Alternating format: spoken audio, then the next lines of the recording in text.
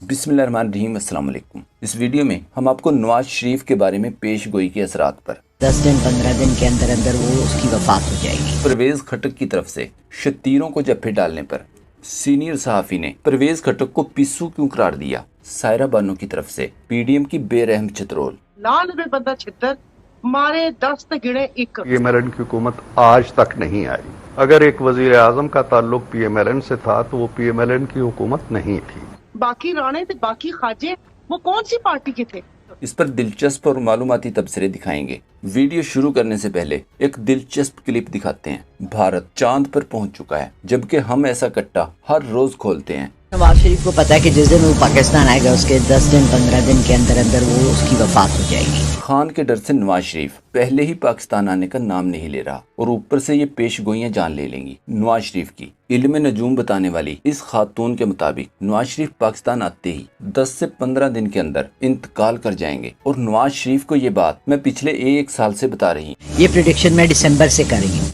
Social media सार्फिन Nawaz Sharif को मशवरा देते रहे कि आप पाकिस्तान आएं। जिंदगी और मौत अल्लाह के हाथ में है। एक मुसलमान को ऐसी बातों पर यकीन नहीं करना चाहिए। अगर इस खातून के मुताबिक कुछ हुआ तो वो महज इत्तेफाक या तुक्का ही होगा, लेकिन जराये के मुताबिक नवाज शरीफ पेश गोई से नहीं बल्कि तुक्के को लेकर परेशान है कि कहीं तुक्का ही न लग जाए। दूसरी तरफ परवेज खटक को शायद किसी ने मशवरा दिया है कि अगर लीडर बनना है तो पहले खुद अपने आप को लीडर समझना शुरू करो। कोई ऐसी बेगैरती दिखाओ कि लोग आपकी तरफ मुतवज्जो हों। लेकिन अच्छी बात यह है कि आज के दौर में झूठ के सहारे लीडर बनना मुमकिन नहीं, जबकि सच पर चलकर लीडर बनना आसान नहीं। सोशल मीडिया सार्फिन के मुताबिक परवेज खटक की हालत बिल्कुल ऐसी ही है जैसे जाती कोर किरली ते शतीरा नु जप्फे। बयान देखें, औकात देखें और इस बंदे की बेवफाई देखें। वो शख्स जिस पर मुश्किल वक्त में इतबार करके इमरान खान मुज़ाकरात के लिए भेजता रहा और ये धोखा देता रहा। इसने इमरान खान के बारे में कहा, इमरान खान के लहजे में फुरूनियत है,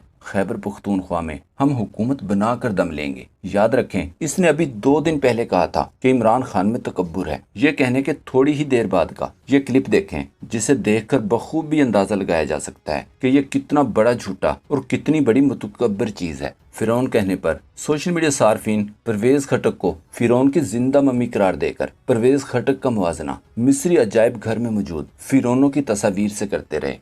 हारून रशीद ने कहा, इमरान खान रिहा हुआ तो परवेज खटक जैसे पिस्सू क्या करेंगे। इन सब की ख्वाहिश होगी कि अभी वो आजाद ना हो, बाकी मंशा अल्लाह की है। इल्म इसी का, हिकमत इसी के दर की बांधी। सोशल मीडिया एक्टिविस्ट मेहर नदीम ने लिखा, करप्ट से ज्यादा मुनाफिक का लफ्ज ज्यादा मुनासिब नहीं, क्योंकि अगर ये इतना ही सच्चा होता तो तब प्रेस कॉन्फ्रेंस करता जब खान की हुकूमत थी और ये बताकर कहता कि मैं पार्टी छोड़ रहा हूँ, वजारत छोड़ रहा हूँ। आज डुगडुगी बजा रहा होता। राशिद महमूद ने कहा, आज पूरा दिन गलाजत बकने का वाज़ेह मतलब है कि खैबर पुख्तूनख्वा ने परवेज खटक का मुजस्समा बनाने का फैसला कर लिया है। राय साकिब ने खबर दी, पीटीआई हुकूमत मेरी जाती काविश से बनी थी। परवेज खटक का खिताब, स्वात में जलजिले के झटके। एक प्रोग्राम में एहसन इकबाल अल मारूफ अरस्तुए वक्त जो मसलसल पिछले 8 मिनट से तकरीर कर रहे थे, इससे एंकर ने सवाल किया कि आपकी हुकूमत मुल्क का क्या हाल करके गई है, लोग खुदकुशियों पर मजबूर हो रहे हैं। इसहाक डार का प्लान ABC सब झूठ था। ये सवालात एहसन इकबाल अरस्तु को इतने बुरे लगे कि गजबनाक आवाज में गरजे। कहा, एंकर बने, मुझसे ऐसे सवाल न करें, सियासतदानों की तरह बात न करें। ये क्लिप देखें। प्लान बी था ना प्लान सी था, कोई प्लान मौजूद नहीं था। इसका नुकसान क्या पाकिस्तान को नहीं हुआ? ये लिया के DPO साहब है, वो 15 के जरिए ऐलान करवा रहे हैं कि लोग खुदकुशी ना करें, 115 पर फोन करें। सर, ऐसी सिचुएशन है इस वक्त मुल्क में। अगर आपने एक एंकर की तरह बात करनी है तो आप मुझसे बात कीजिए, but I am sorry, I can not speak with a political anchor. Sir, मैं तो सवाल कर रहा हूं और तुम्हें ख्याल है कि I don't need to argue with you, because आपका हक है कि आप यहाँ पे चार्जशीट करें और किसी को जवाब ना दे रहे। सवाल को गलत कहने के बाद प्रोग्राम से फरार होने पर सहाफी तारक मतीन ने कहा, तो एहसन इकबाल क्या सोच रहे थे कि इनसे हरीसा बनाने का तरीका पूछा जाएगा। ये क्लिप देखें। टीवी एंकर की तरह प्रोग्राम करें। इन लोगों को सूट करता है वो जियो, जहां पर राना सनाउल्लाह हो 8 बजे के प्रोग्राम में, ऐसे इकबाल हो 10 बजे के प्रोग्राम में, सुबह मॉर्निंग शो में फिर एक बंदा बैठा हो, उससे पहले एक बंदा बैठा हो और नून लीग की डफली बजती रहे। वो जियो जो आमिर फारूक के मामले पर ये कहे कि जज के खिलाफ बदतमीजी की जा रही है, और बंदयाल साहब जो हैं ऐसा लगता है वो जज नहीं है, बंदयाल साहब जो हैं वो किसी बैंक के बाहर खड़े हुए गार्ड हैं। उनके मामले में मरियम, शहबाज, ख्वाजा से बड़े बड़े रहनुमा बदतमीजी कर दे, पूरी जमात जो है वो बंदयाल के नाम में गाली डाल दे, कुछ नहीं फर्क पड़ता। तो ये हमारी मीडिया की बेशर्मी है। वो दिमाग जो है वो एक बेसिक सवाल का जवाब नहीं दे सका। आप मुझे चार्जशीट करेंगे तो मैं उठ के चला जाऊंगा प्रोग्राम से। और एहसन इकबाल साहब, अभी तो आप टेलीविजन प्रोग्राम में हैं, जाएं जरा आवाम में निकलें। इस पर मुजम्मिल असलम ने लिखा, एहसन इकबाल लाजवाब होकर मैदान छोड़कर फरार। अब मसला ये है कि हुकूमत हाथ में नहीं है, वरना अब तक चैनल पर दबाव डालकर एंकर को मुलाजमत से फारिग करवा चुके होते। अरस्तु का असल चेहरा देखें। यह एटमी साइंसदान डॉक्टर समर मुबारक मंद है, बिल्कुल गैर सियासी। जैसे जिस दिन मैंने खत लिखा अहसन इकबाल साहब को कि जी हमने बिजली बनानी शुरू कर दी है, उसी दिन उन्होंने उस प्लांट के पैसे बंद कर दिए। ये खुशखबरी सुनते ही ना उन्होंने पहला काम यह किया कि इसके पैसे बंद करो, जैसे हम कोई जुर्म कर चुके हैं। अगर पैसे बंद किए तो मैं नहीं समझता कि नवाज शरीफ साहब को नहीं पता। सस्ती बिजली बननी थी, 7 रुपए यूनिट उनको बिजली हम देने के लिए तैयार थे। याद रखें, इलेक्शन कमिश्नर ने सदर पाकिस्तान के साथ मिलने से इनकार करने के बाद अमेरिकी सफीर डोनाल्ड ब्लूम से मुलाकात की थी। कुछ भोले भाले लोग ये बात सोच सोच कर परेशान है कि इलेक्शन कमिश्नर ऑफ पाकिस्तान का बॉस सदर पाकिस्तान है या फिर अमेरिकी सफीर। एक प्रोग्राम में एंकर की तरफ से सवालात और इस पर सायरा बानो के दिलचस्प जवाबात देखें। एंकर ने सवाल किया, बताएं आपके हिसाब से इलेक्शन कब होंगे। इस पर सायरा बानो ने कहा, ये तो डोनाल्ड ब्लूम को पता होगा, इनसे पूछ सकते हैं, शायद वो बता भी दें। इस पर एंकर ने कहा, ये क्या बात हुई। सायरा बानो ने कहा, मेरी बहन सीधी सी बात है, इलेक्शन कमीशन अपने ही मुल्क की सबसे बड़ी पोस्ट पर बैठे सदर पाकिस्तान के बुलाने पर इनसे नहीं मिला, लेकिन अमेरिकी सफीर से मिलकर इलेक्शन पर तजावीज ले रहा है। तो जो सदर पाकिस्तान को कुछ नहीं बता रहा, वो मुझे क्या बताएगा। मैं डोनाल्ड ब्लूम साहब से पूछ लूं कि वो इलेक्शन कमीशन को क्या बोल कर आए हैं, क्योंकि वो तो ना सदर की सुनते हैं और मेरी पहुंच तो उन तक है नहीं कि मैं पूछ सकूं, ना किसी जमात को पता है। I am sorry. बिजली पेट्रोल की बढ़ती कीमतों और रुपए की गिरती हुई कीमत पर पूछे गए सवाल पर सायरा बानो का एक दिलचस्प जवाब देखें। बंदा लालवे चित्तर मारे 10 ते गिने 1। अभी आप इतने सारे क्लिप इनके सुना रहे थे तो उसमें कैफियत से गुजर रही थी। मैं कभी हंसी आ रही थी, कभी रोना आ रहा था और कभी दिल कर रहा था कि जिसके बयान है उस लाइन में खड़ा कर लूं। और वो कहते हैं कि लालवे बंदा छितर मारे 10 ते गिने 1।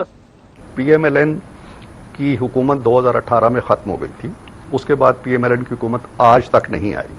अगर एक वजीर आजम का ताल्लुक पीएमएलएन से था तो वो पीएमएलएन की हुकूमत नहीं थी। वो इतने सीनियर एजेड इंसान वो कह रहे हैं कि एक नून लीग का वजीर आजम था तो क्या हुकूमत हमारी हो गई। तो राना सनाउल्लाह, एहसन इकबाल, बाकी राणे थे, बाकी खाजे, वो कौन सी पार्टी के थे? क्या वो उन्होंने कहीं से मुस्तार लिए थे? इमरान खान के दौर में हर इतवार को इतवार बाजार जाने वाली एक सहाफ़ी से सवाल करते हुए शहबाज गिल ने ट्वीट किया, क्या हमारी मोहतरमा दोस्त इतवार बाजार तशरीफ लेकर गई हैं या अभी तक नहीं? हो सकता है अभी इतनी महंगाई ना हुई हो। वैसे इनके बच्चे नहीं पूछते कि मामा कैसे मुनाफकत कर लेती हैं। डॉक्टर शहबाज गिल ने एक बुजुर्ग पटवारी की वीडियो शेयर करते हुए लिखा, यह बुजुर्ग पटवारी थे, मरियम के जलसों में लूडियां डालते थे। क्या हुआ सुन लें।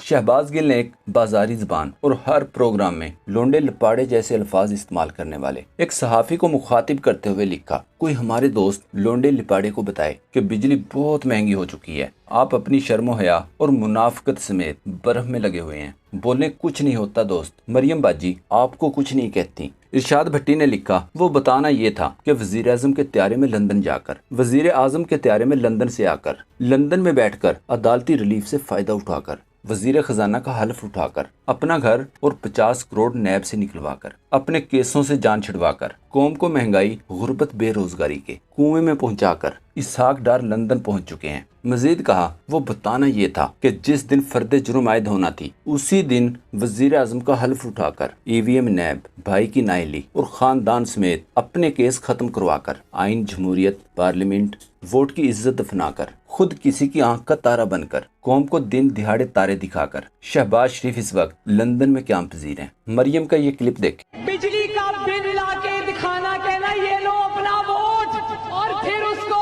गैस का बिल लाके दिखाना, कहना ये लो झूठो अपना वोट, पेट्रोल की और डीजल की पर्चियां दिखाना और कहना झूठो बेईमानो ये लो अपना वोट। वो खाली कनस्तर लेके आना और चमचा लेकर आना और खाली कनस्तर बजा के उनको दिखाना,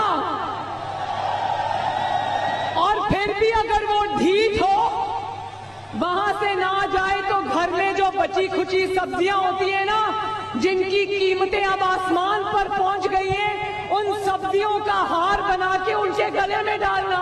वो जो अंडे 300 रुपए दर्जन हो गए हैं ना अंडे, वो अंडे मार मार के।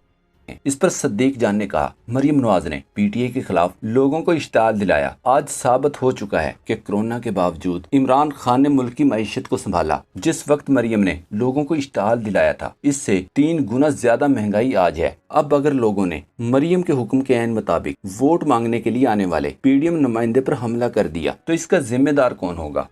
दोस्तों, पाक ट्यूब 24 को सब्सक्राइब करना ना भूलें। लाइक करें, शेयर करें और कमेंट सेक्शन में अपनी राय का इजहार जरूर करें। शुक्रिया।